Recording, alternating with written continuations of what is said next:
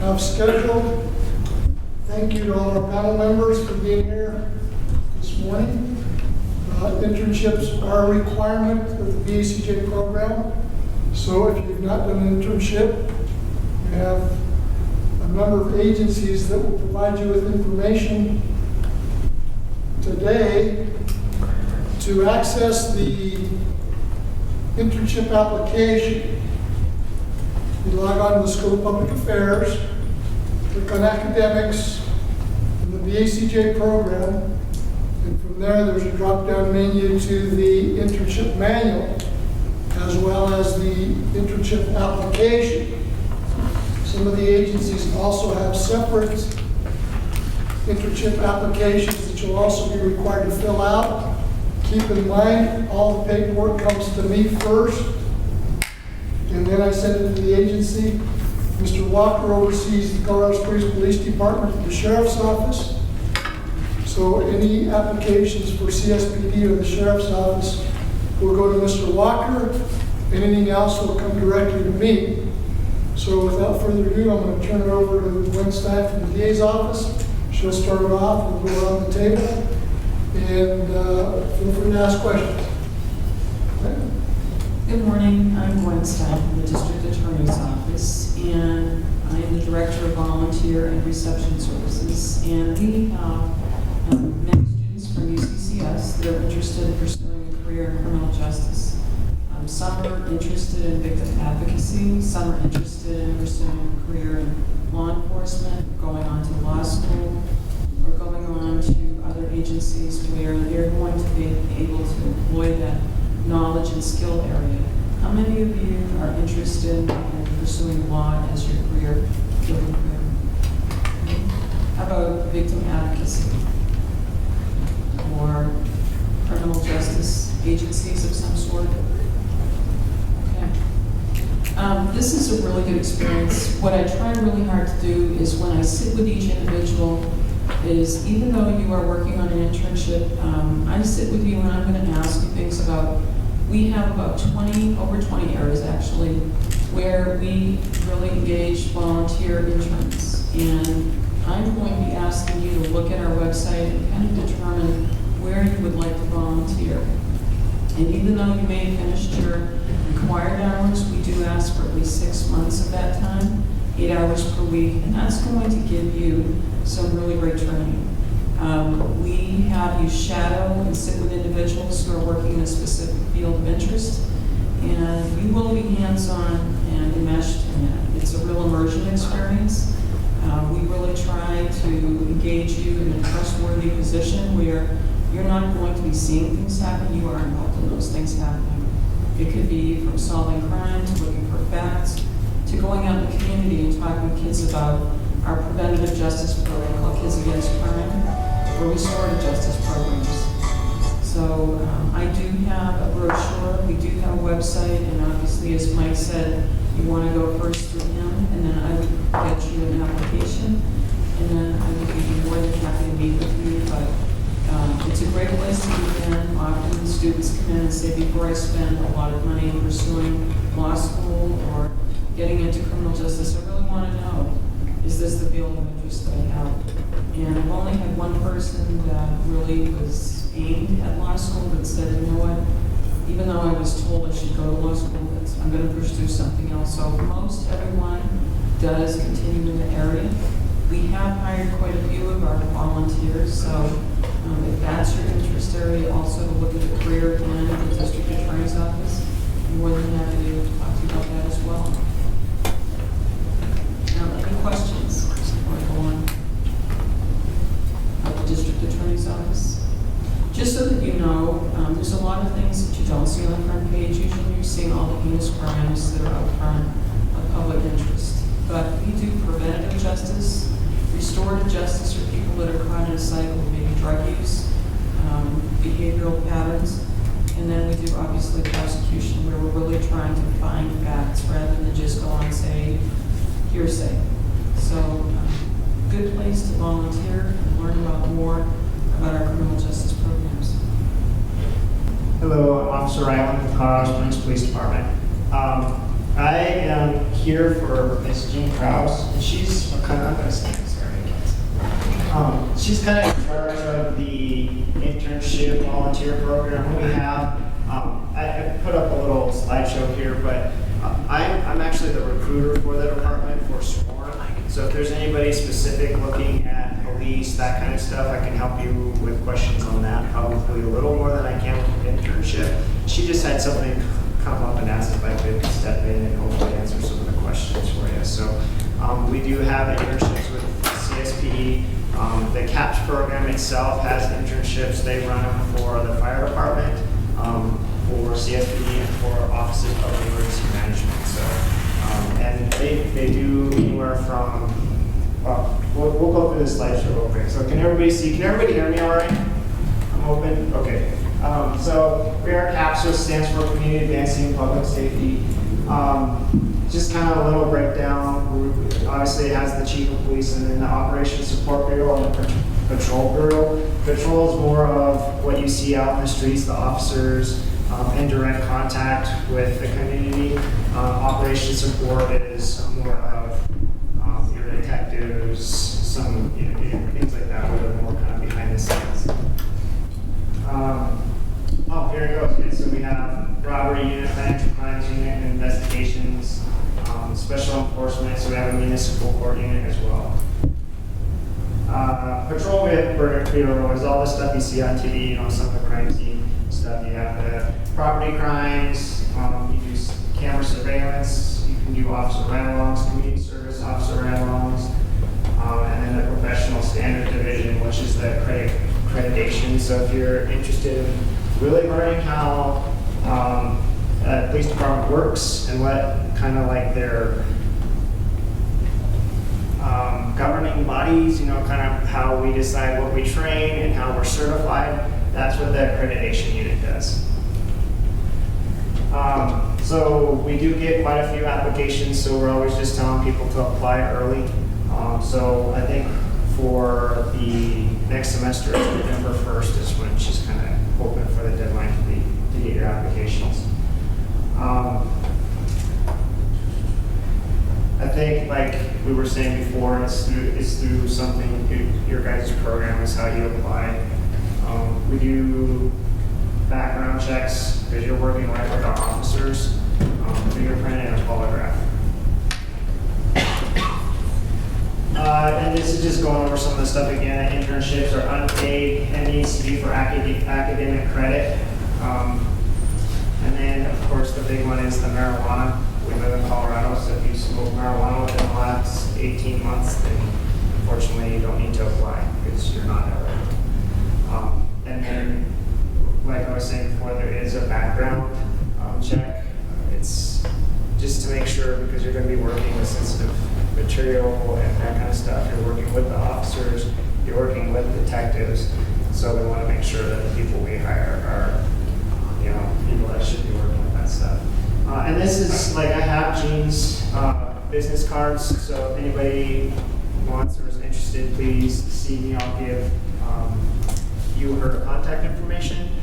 And then I'm Officer Ryland, like I said, I'm the recruiter, so if you have any specifics about what it's like to work for the department, I'm not going to bore you. Everybody knows what CSPE is. And then again, anybody who's interested in CSPE has any questions about the department or even other departments in the area. I don't see anybody from EPSO or from the state, but I work with them a lot. So if you have any questions on that, anything right now real quick before I pass it on? Yeah. When is the application due for like the summer months? November 1st is the only date I have, and that's for this spring. I'm not sure if she has one. Summer deadlines are due mid-March. There you go. Yes. Anything else? Well, thank you. Now with CSPD, also keep in mind that they have a separate CAPS application form. That's also online, so you'll fill out those two in-processing forms and the CAPS application form, as well as the UCCS internship application form. For spring, turn those into Mr. Walker. For summer, if you're looking at the summer internship with CSPD, You'll turn those into me. My name is Alondra Gonzalez. I'm with Department of Corrections, Division of Adult Parole. I'm just here just to give you kind of a brief internship opportunity that we're just starting up with the Springs office. We're right on part of the gods. Right now, our office is one of the largest in the state, so we do have some interesting caseloads. We carry caseloads of sex offenders, which is currently what I'm at. We have gangs, intensive supervision. We have an in-house community reentry, and we also have an in-house mental health clinician. So with the internship opportunity, they seem to last about 4 months. Anything that is over 3 months, you would be required to have an integrity interview with the IG's office. We would do a background check. The application process would be that you email me first, get some information. I would return an email with the application, and we'd go from there. We're just starting this, so I'm not sure how many interns we want to have at the office, but you can gain some great experience. The Division of Parole, you do have to carry a firearm. You are a state officer, just so you'd be exposed to dealing with a variety of type of offenders. On my unit, we work very closely with mental health. We work extremely close with our sex offender treatment providers. So you would be able to sit in on those staffings. You would be able to sit in on the office visits, which are quite interesting, office per office. There's always something going on in there. You could be paired up with maybe the gang unit if that's what you were interested in. They also have a lot of interesting offenders that come through the office, say gang intel, and work with a lot of different dynamics with that clientele. We would also be able to staff things with mental health. A lot of these offenders that come out of DOC suffer from severe mental health. So if that's kind of maybe where you want to go. We also work with tons of agencies, DHS, Probation. Work closely with them with some of these offenders being on dual probation. We work with CSPD, Paso, BNI, DEA. So you would get a kind of a broad spectrum of different agencies and what they do. We do conduct home visits. We would not be able to take you with us on those for obvious reasons of security. But if you have any questions, let me know. I think I'd like to start with maybe 2 or 3, maybe 4 applicants. I haven't had anyone yet reach out, but we just started the program. I'll have my business card here with me. Please email me, and we'll kind of go through that process and try to set something up. Hi, my name is Izaguirre. I am actually a private attorney here in Colorado Springs. I work a lot with immigration. I handle some other cases, but I'm primarily an immigration attorney. One of the reasons that I am here today, because I'm probably a little bit differently situated than a lot of the rest of the panelists, is I think that I constantly run into police officers, sheriffs, deputies, defense attorneys, DAs who say, I don't know anything about immigration, go talk to an immigration attorney. And so one of my goals is to potentially have an intern or 2 in our office to provide kind of a background of how immigration works and how it impacts the rest of the criminal justice system. There are a lot of misconceptions, and it's not always an intuitive system. So this would be a new internship. This is something that I have not done with UCCS before, but it's something that I'm interested in. We would be, well, I would say that speaking Spanish is not a requirement. It is something that everybody in my office does currently speak Spanish, and so I'd be open to interns, I guess, who don't, but that would be something that would be a highly desirable skill. And then the other thing is, and I was just mentioning this, because immigration can be such a sensitive topic, I guess I would just want to say that we would be primarily interested in talking to people who can be supportive of immigrants while working in our office, because all of our clients are immigrants. So I have my business card here, and if anybody is interested, you can email me or talk to Mike and he can get a hold of me. And we really like the idea of kind of providing the future criminal justice system employees here in Colorado Springs with a background about immigration and how the immigration system works. Hi, my name is Lois Gracz. You don't need to know that, but anyway. I'm from CASA of the Pikes Peak region. CASA stands for Court Appointed Special Advocate, and we serve through our volunteers children who have open dependency and neglect cases in El Paso and Teller counties. So our advocacy is a little different. It's relatively long-term in that we ask people to commit an internship or time for at least a year or to work through one case. On a case, you work with children to determine what their best interests are. If their best interests are being met, you work with a team, including a guardian ad litem, a caseworker, therapists, school professionals, anyone who is serving the child in this case. And you also work with parents in that you visit them, or if the children are remaining with their parents, you make sure that the parents are doing what they need to do to be able to successfully have their case closed and their children remain with them or return to them. So while it's not a systems kind of internship, it's very directly related to families who are in the system. Many of our parents are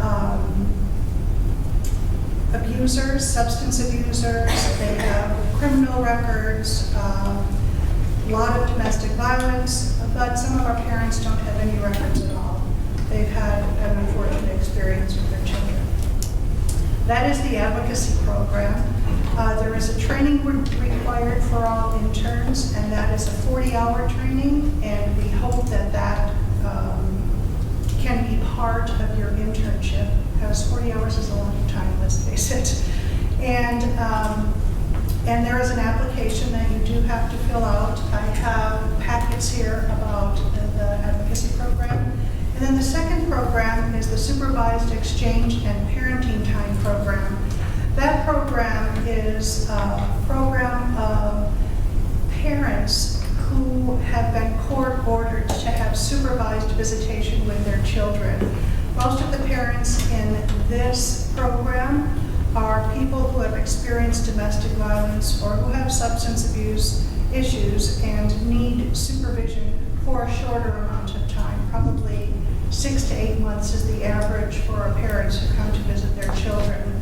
The responsibility there is to facilitate visits, to observe, write notes about what's going on in the visits.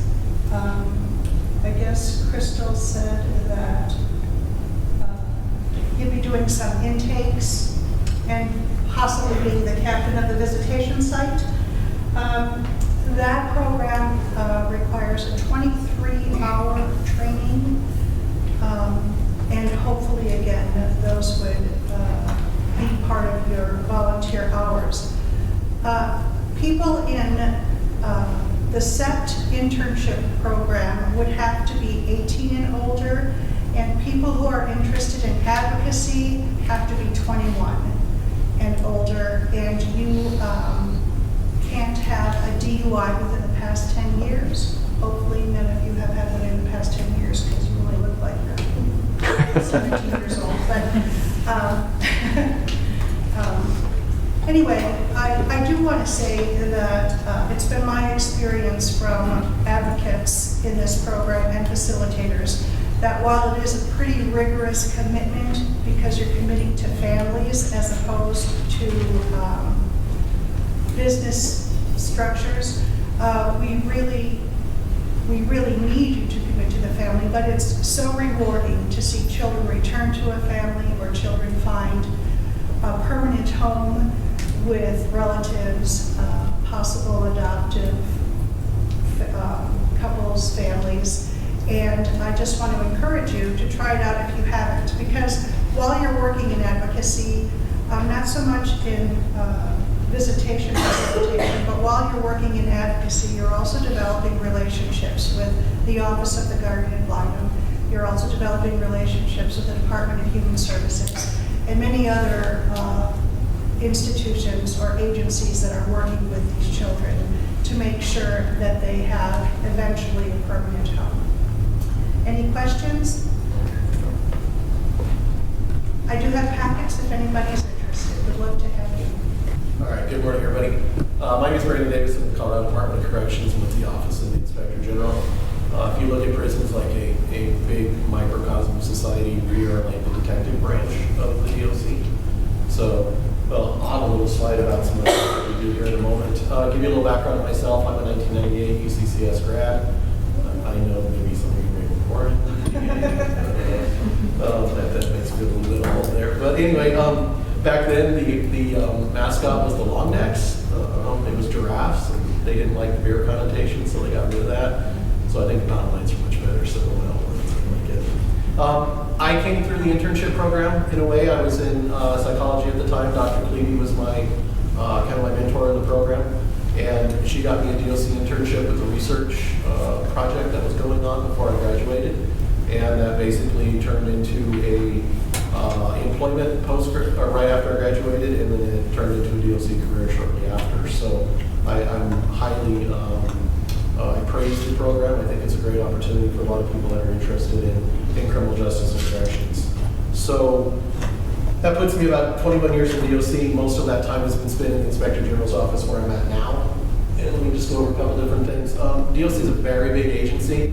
As of now, we employ more than 6,000 staff. We're about 6,500 people. That's been up a little bit from the last time. We supervise about 24,000 people inside of prisons. And then we supervise still about 11,000 employees. Sounds about right. Close enough. It changes every day, but so we're responsible for 30,000 felons basically, and through this process of justice. We currently have 21 state facilities, so if you guys want to move around the state, it is a good opportunity to do that. Everything from the high eastern plains of Sterling all the way out through the mountains of Union and out to the western slope. We have facilities and parole offices all across the state. We do employ 3 private facilities as well, and that's different employment with us, but we do oversee, or than us, but we do oversee all those facilities as well. I work in the Office of the Inspector General. Like I said, we're the investigative branch of the DOC. We currently employ more than 30. I think we're about 34 post-certified investigators, detectives, so to speak, in our agency, and a significant number of support staff in our office as well. In 2016, we investigated approximately 3,000 cases. Those cases do not all occur in prison.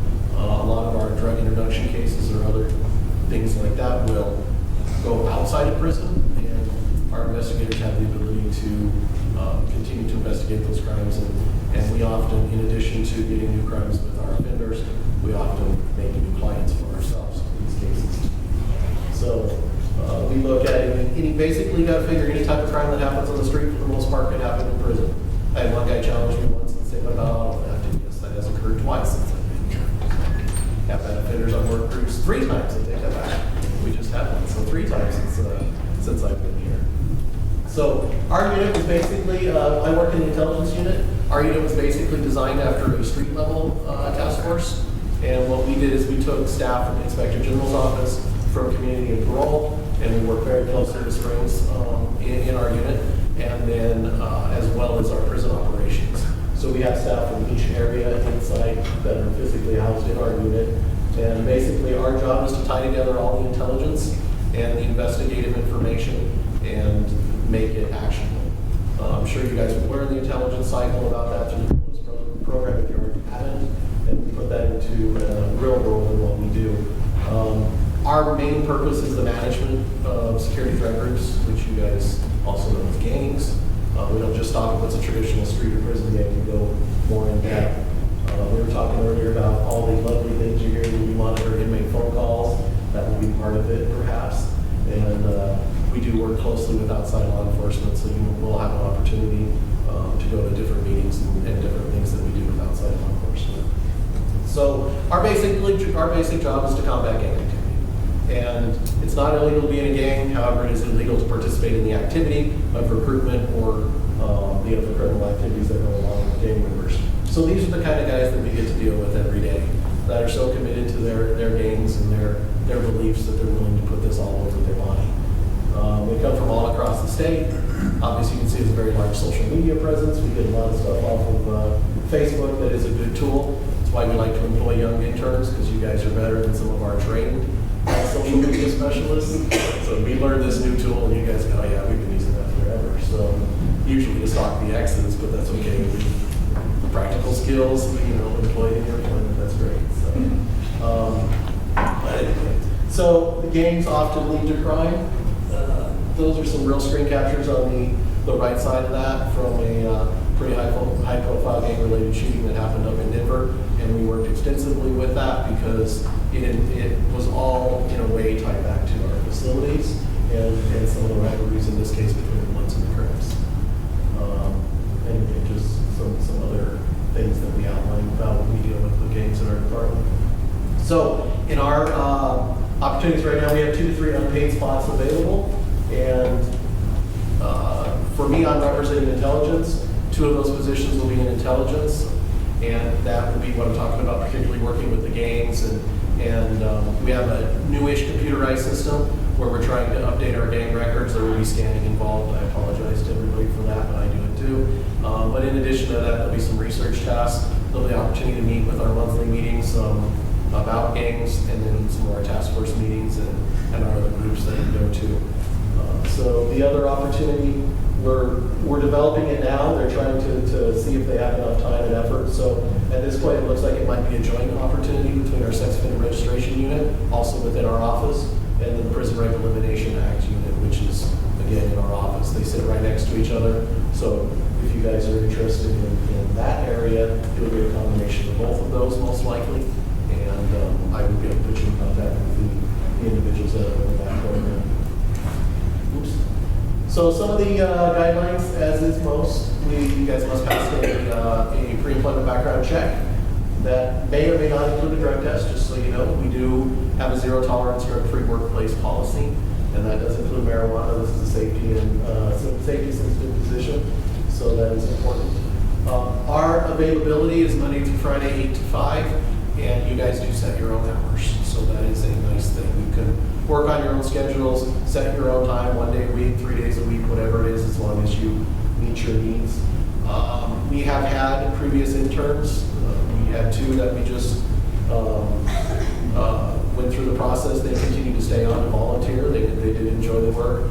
Our first internship through this program continued to stay on, got a lot of experience with us, and is now a peace officer in New Mexico. So what she wanted to do. So it's a nice transition. She got a lot of good experience through us.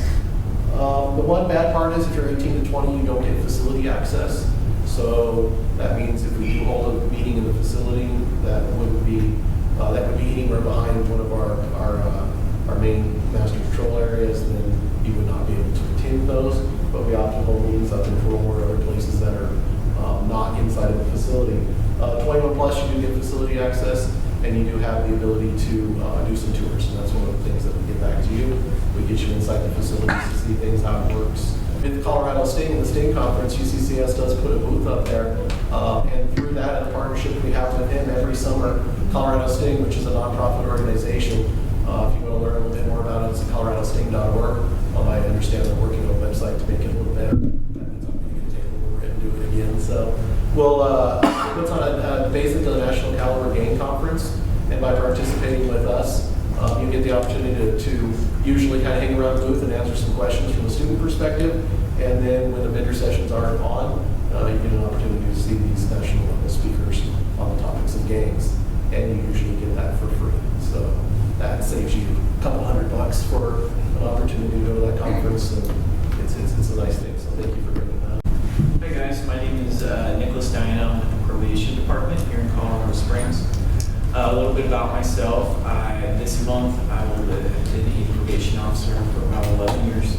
I started out in the DUI unit, moved over to the juvenile unit, domestic violence, I've done ISP drug court, LSIP probation, and for the past 2 months, I have taken over the director of volunteer services position. In all those positions, I've had an intern or volunteer help me out, intern with UCCS. And so they got to learn a lot in those caseloads.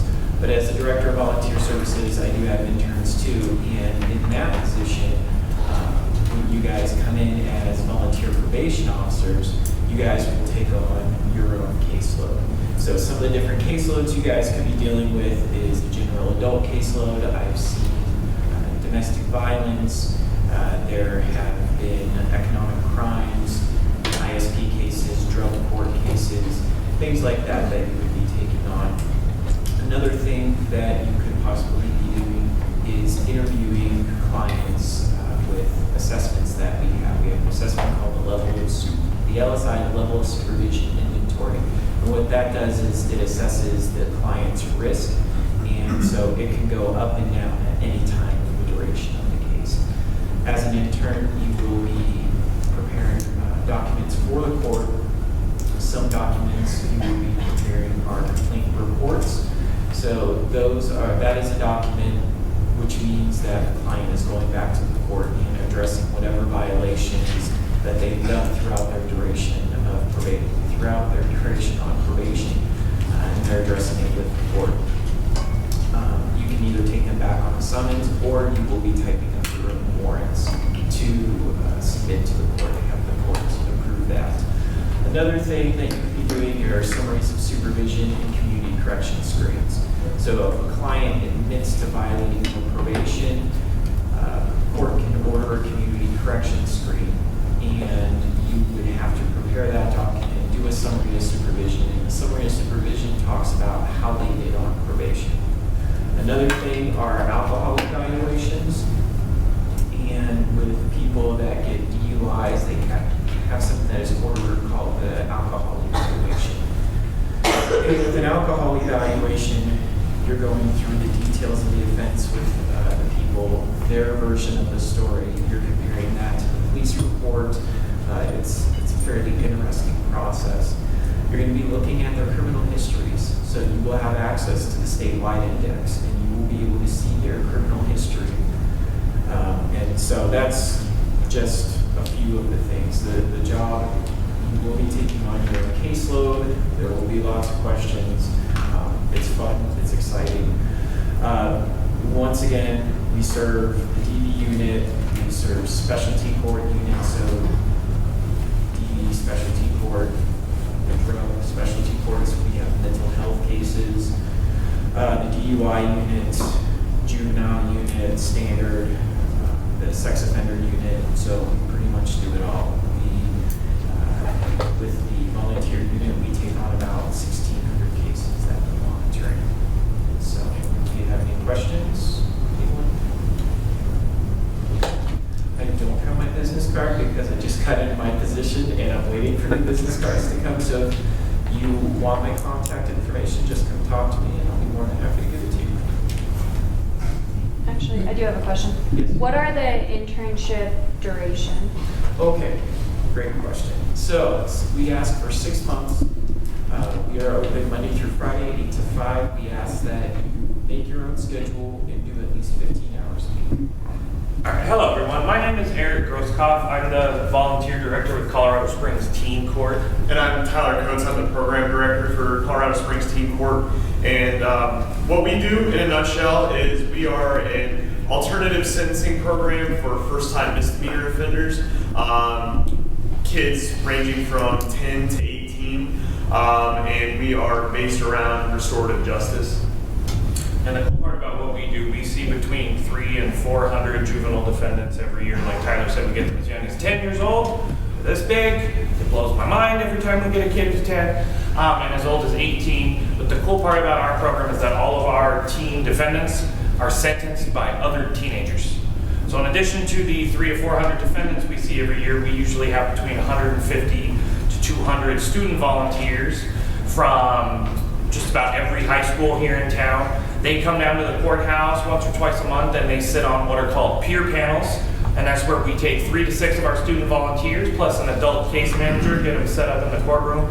And they see each case on an individual basis because we believe that every child deserves the chance to tell their story, because they interview the kids and the parents separately. And when mom or dad is not sitting next to the kid and they're talking to a group of teenagers, that is when they really open up. And what our teen volunteers do is they deliberate on the most appropriate sentence based on what that kid needs. So no 2 kids ever get the same sentence. And like Tyler said, it's all based around restorative justice.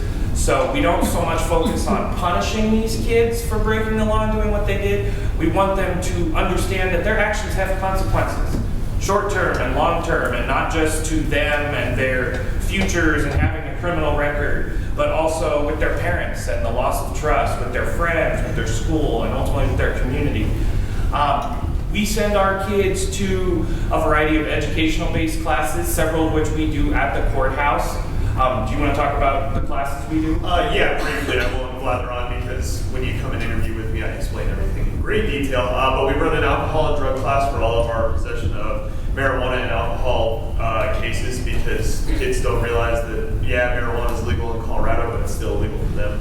And they bring it to school to show it off to their friends or smoke in the bathroom, which I'll never understand. But then they receive a ticket and they come to teen court and are sentenced to our alcohol and drug class. We also run a straight talk class, which is for our more harder defendants, kids that are a little bit further down that path, and it's taught by a CSPD officer who's actually with the DEA now, and then a former gang member, which is interesting because the officer, when he was with CSPD, he was on the gang unit and actually arrested this gang member, and now they're working together to help out the youth of our community, which is an interesting dynamic. We also run our Empower class, which is taught by the same 2 individuals, and Straight Talk and the Empower really focus on decision making, and making better decisions when you're younger will greatly impact you when you get older, or vice versa, making poor decisions when you're younger and taking longer to make better decisions will impact you. We also run a community impact panel, which is for all the shoplifting cases that come through teen court. And that's where we bring in loss prevention officers, store owners, business owners, and they talk about the true impact of shoplifting. Because kids think, well, if I steal a $5 pack of gum from Walmart, that's going to affect Walmart. They make billions of dollars a year. But we help them realize they're not the only ones, stealing that $5 pack of gum. There could be 30 other people stealing that, and it adds up fast. And then helping them realize that they have to recoup for those losses, so hours get cut. They have to spend more money on, camera systems and things of that nature. And then we also run a life skills class, which is for all the high school students coming through teen court. And that is the only class that we have that we don't focus on their offense specifically, but teaching them the life skills that we feel that they need, because you ask a lot of them, well, what's your immediate goal? They, well, I want to move out of mom and dad's house. Okay, well, what do you need to do that? We teach them how to find jobs, write resumes, budget their money. We do mock interviews and things of that nature. So those are all the classes that we run just within teen court. We also refer out to a lot of different agencies for mentoring programs and things of that nature in the community. So part of what you'd be doing as an intern in our office is obviously we have to keep track of all of these little monsters and how they are finishing their sentences, calling them, reminding them to turn their stuff in, because finishing something and turning it in to prove that you finished something are 2 entirely different things. Reminding them to come to their classes. The other interesting part about what we do is, in addition to the defendants and the volunteers that we keep track of and schedule to run our hearings and our classes, we're also an independently owned and operated nonprofit organization. So there's a whole fundraising aspect to what we do. Like I said, very oddball organization.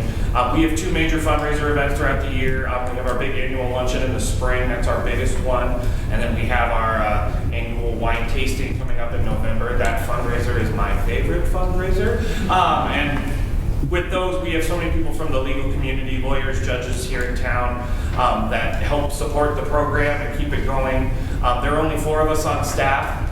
So when we don't have interns, we do all the stuff that you guys will be doing as interns in our office. You'll be on the phone a lot. With us being a nonprofit, we have to keep track of absolutely everything as far as the statistical, demographic side of that, so that when we apply for these grants to get funding for the program, we have the numbers to back it up. But these kids that you work with, they're not bad kids. They're just all being really, really dumb. And they realize that by the end of it. Just this last Tuesday, we had 2 kids that decided to go on a walk down Academy, and they were bored, and one of them said, hey, I heard that fitness center was haunted. So they decided to break the window with a rock and go and try and conduct a seance to summon a spirit in the sauna. The word for word what the police report said. They were also smoking their marijuana while they were doing this. So, like I said, you can't make this stuff up. All of these people will tell you that as well with what they hear at their agencies, but you do see these kids change in the time that we have them. And the light at the end of the tunnel for them is as long as they finish their sentence, they can get their charges dismissed, and then they can eventually get their records expunged so that they don't have to go the rest of their lives with this dumb decision on their record that they have to explain. And some of our defendants actually end up coming back as volunteers.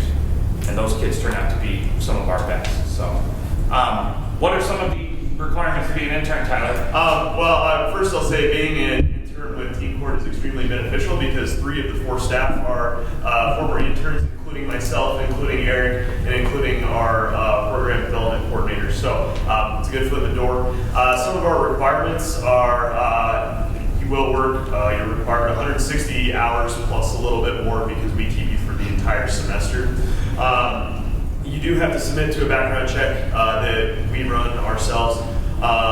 You have to be fingerprinted, and then you have to submit to a drug test, which all of those logistics I coordinate with you after your interview with me. You also have to interview with me or Eric. We seem to do those together. And you'll just send your information to Mr. Martinez. He'll forward it to me, and then I'll reach out to you. Is pretty much how that works. I do require you to work at least 10 hours a week, just for the sake of completing your internship, because there's roughly 16 weeks in a semester. So I do really try to get you over that 10 hours just in case. We have random days off. And then we also require you to be able to work on Tuesdays because that's when we hold our sentencing hearings.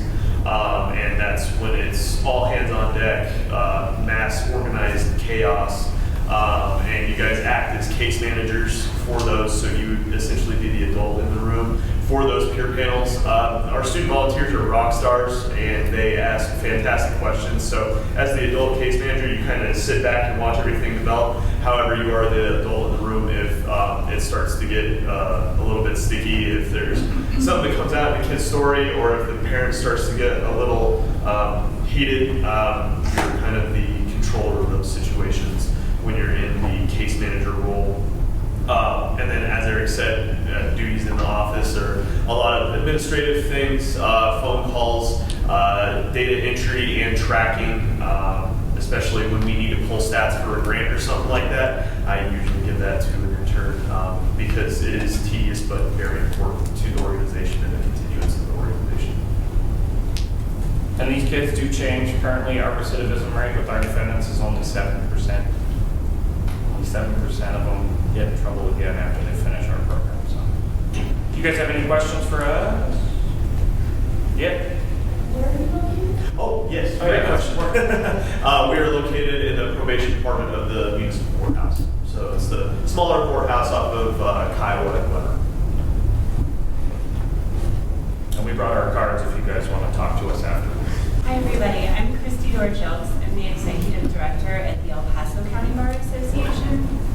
So we're a nonprofit as well. We are mainly a volunteer organization for attorneys. We have over 900 members right now. And we also have a lawyer referral service and pro bono and monetary nonprofit, which handles all of our access to justice issues. So how many people in here can afford an attorney?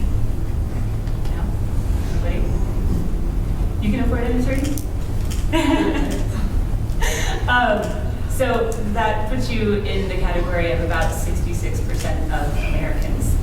It is extremely unaffordable, and we call this the access to justice gap. And that's one of the biggest issues that we're focused on right now is trying to figure out how we can provide legal services to members of the public. A huge volume of our phone calls every day, both at our Bar Association, at the Lawyer Referral Center, and then in the Justice Center, which is pro bono and other charitable events, is looking for legal services and people trying to figure out how to pay for these services. So basically, we've had a lot of volunteers and interns, and they work on a number of different issues. So those can include from answering the phone calls and doing client intake for either the full fee referrals or for the pro bono or modest meetings. A lot of it is just figuring out how to get information to the public. Like Stephanie said, the people call and they really don't understand a lot of the different legal issues or practice areas. We also get a lot of immigration calls. So we try and provide different resources, whether it's referring to another community organization. So that would be the type of thing we would be working on, is helping connect the public, doing client intake, and then kind of creating these different resource books that have information for the public. And then we have a handful of other things that we work on. We do events, so we have both the 9 to 5 hours, and then we have evening and weekend hours, because we're doing legal clinics in the community. We do call lawyers in the evening, and then we do a host of different events for attorneys and other professionals that are involved in legal services. So you would be working on everything from event registration to social media, marketing, publications, but we really do try and make it as substantive and as informative for you as possible by letting you learn about the different types of legal issues. And we have about 20 different panels on our lawyer referral service, so each one of those is a different practice area. So, we have one criminal area, but then we have family issues and immigration. And so a lot of those are the type of calls that we get from the public. Our internships are very flexible. The application is also very informal. We want to make sure that it's something that is going to provide you the type of benefits that you need to get experience and start whatever career you're interested in, whether it's being an attorney, going off to grad school, or going into one of the various criminal justice fields. So based on that, we'll kind of just work with whatever your interests are.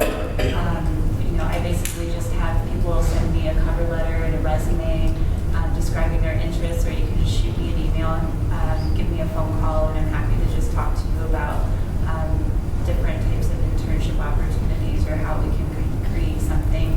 Or if you just have questions about any of the other organizations, I'm also happy to help you find an internship with another organization that might be a better fit for you, if you need more information about what type of opportunities there are in the community. Our hours are likewise pretty flexible. We do the weekend and evenings, which aren't as frequent. It's usually like once a week we do a weekend or an evening event or clinic, and then the 9 to 5 hours. So it's pretty much kind of, you can create it and make it your own. Are there any questions? All right. Well, I have a business card, so if anyone wants one, you can just grab it. Hi, I'm Haley. This is Manny. We're investigators at the Public Defender's Office. Okay, so pretty much what our office does is that we provide representation for people that can't afford attorneys. So most of our clients are in custody, but then if they bond out, they have to reapply for us. And we pretty much represent all people that have criminal cases, so from juveniles, misdemeanors, and up until felonies. So that could be anything from like DUIs to homicides. So, and just from my personal experience, I went to school for psychology and criminology. I graduated in December, did an internship at a state public defender's as an investigator, and then actually got a job as an investigator. interested in going to law school, and then after I did my internship, I was like, no, I'm not doing that. I'd rather just do this because you're just as involved in cases as other attorneys are. So, some of the things that an intern can do at our office is you can help find witnesses, like, and so that can go from like anywhere, like driving around like places where there's homeless people and trying to find them, looking on Facebook, looking on different social media, like using some of our websites to just locate where people are. You can serve subpoenas. You can visit our clients in jail and have them sign releases, which it's very easy, but it's sometimes fun because you get to interact actually with the clients. And like on some cases I know like that aren't as serious, you don't get that interaction with the clients. You can order records from different various places. You can dress our clients for trial. So we have a little room, there's a lot of dress clothes and you can bring those over, pick some outfits out for our clients. You can listen to jail phone calls, which can be very interesting sometimes, listening to what people say. And then you can also just observe trials at the courthouse. It's a pretty flexible job, and like from what I did, if I wanted to do something, I just asked to follow along with different investigators and like sit through interviews or go through scene views or evidence views. So you pretty much can, those are things you can do by yourself, but then you can do a lot of things just shadowing the investigators in our office. And we have 17 investigators right now. We got over 50 attorneys in our office. Yeah. We have multiple agencies throughout the state of Colorado. So if you want to intern in another jurisdiction, you could go in and try to apply. Yeah. Let's see. I guess some of the things we look for in our interns is like a desire to help people that can't afford attorneys and help work with defense. You have to be comfortable with working with people that aren't like from your same background, because a lot of the people we work with and a lot of the places we go, like if we were to go out and do interviews in the field, and it might be like an area you're not comfortable with. So you have to be comfortable with different people and being able to talk to a bunch of different people from different backgrounds. We also work with the community that has a lot of mental illness issues. So you got to be able to not be uncomfortable with that kind of stuff. If you're dealing with somebody that's got issues like that, you got to be able to just, be able to interact and find a way to communicate. You can't just go, oh, I don't know how to do this. This ain't my field. It's just not going to happen. You got to be able to interact with everybody. You need to have a good organization skills, just because keeping track of the things you've done, records, everything you've done. Like if you went out and served a subpoena and you couldn't find them, you need to keep track every single time you try to reach them, just because that's helpful for us. And then we did try to do our job, but that witness wasn't cooperating. You cannot have a criminal record. And I know our interns, we have 2 right now. I think they usually take 2 to 3 each semester or whatever in the summer. And I know ours work 2 to 3 days a week, all day. I think it's kind of flexible. We have our lead investigator's business cards, and she can answer a lot more of the details about hours and how long it is. But she was unable to come today because she is at a trial. So at the end of the day, you're not going to get the full spectrum of what we're telling you right here. You have to experience being an intern in the office to really understand what we do. We do work with a lot of the people behind us. There are also great agencies to be part of the internship program. But at the end of the day,